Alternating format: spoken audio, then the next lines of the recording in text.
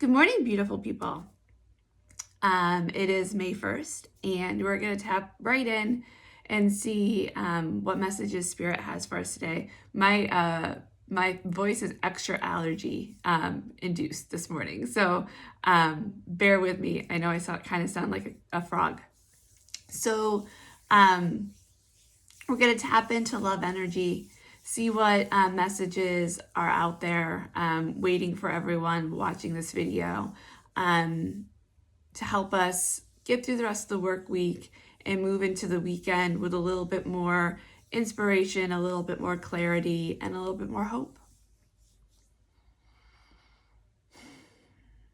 And the language that I'm hearing as I first tap in is turbulence is expected.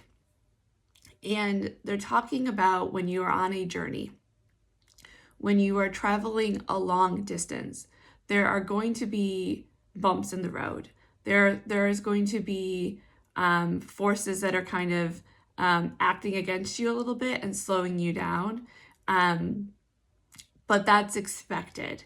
It's expected because you are moving through life with this energy of self-actualization, of purpose, of love, of commitment to self, as well as commitment to community, as well as commitment to the story that love can lead the way, that love can be the energy that is helping make our decisions, that is helping build our reality, that it doesn't always need to be fear and ego. And the word greed is also coming through, but greed is very closely attached to fear.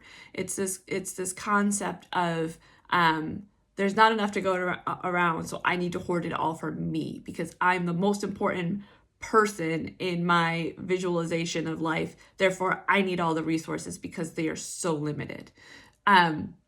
So fear and greed do go hand in hand. And when we're moving through the world with this different vibration, with this different energy, with this different purpose and vision of what reality will look like, of what reality is capable of looking like, you're going to get pushback. And it's going to be in weird ways. It's going to be people not knowing what to do with your energy because it's so foreign, people not knowing what to do with your quote unquote good mood because the world is falling apart. And how dare you be joyful? How dare you be confident? How dare you believe that things are going to work themselves out as long as we're putting in the effort? That is a weird energy, and that's the turbulence they're talking about. Is this pushback that makes no sense logically? Why are people so uncomfortable with people who are joyful when there is chaos, when there is uncertainty, when there is this air of hopelessness, and when ideals of separation and isolation and hierarchy and there being people who are worthy and people who are unworthy of dignity and life and bounty.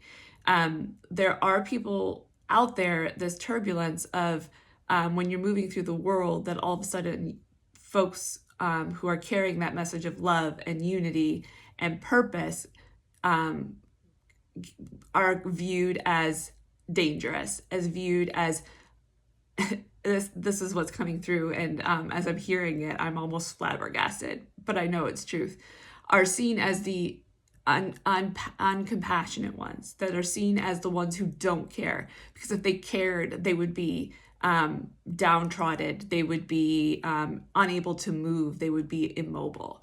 And Spirit is saying that turbulence, that pushback is completely normal because you're changing the frequency and you're telling people that they have agency. And it's really hard when you're moving through like a community, a stream of people who have had things taken away from them, have been stepped on, have been threatened, have been classified as other, have been forgotten, have been used as cogs in the system to make rich people richer. Those folks are going to, in some cases, going to be very, very wary of people who are joyful and trying to build something new. So what they're saying is that turbulence is expected, and it's because your energy is meant to shake them up in a way, and they feel like they've been shaken up their entire life. It's that energy of just let me breathe, let me ground, let me reset, let me rest. And it's easier to rest in the knowing than it is to rest in the hope of something better for the future. So what they're saying is, as you move through those folks, don't feel like you're doing anything wrong. Don't feel like you have to turn back. Don't feel like you have to sit and mourn with them. Acknowledge that they are mourning. They are mourning the world that was promised to them. Like, it's their birthright has been taken away. Acknowledge their mourning. Give them sympathy, give them empathy, and don't push them to follow you, but also don't let them convince you that you're doing anything wrong.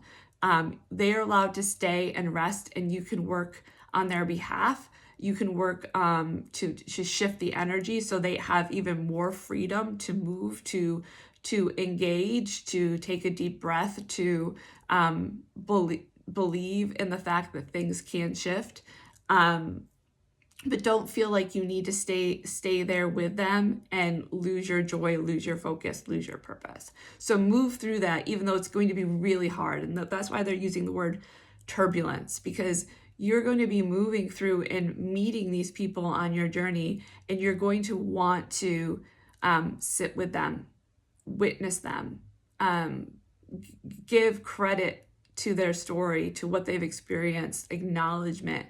And they're saying you can please do that. Please do that, but don't get stuck in that energy of grief for too long, because the folks that are watching this video are meant to be moving and clearing pathways so that those folks have more freedom and can not and do not remain stuck. Do not remain stuck in that reality of having no power. So don't give your power away just because others aren't capable or ready to claim theirs yet. That's how this whole path, this whole new reality that we are trying to create starts to fall apart.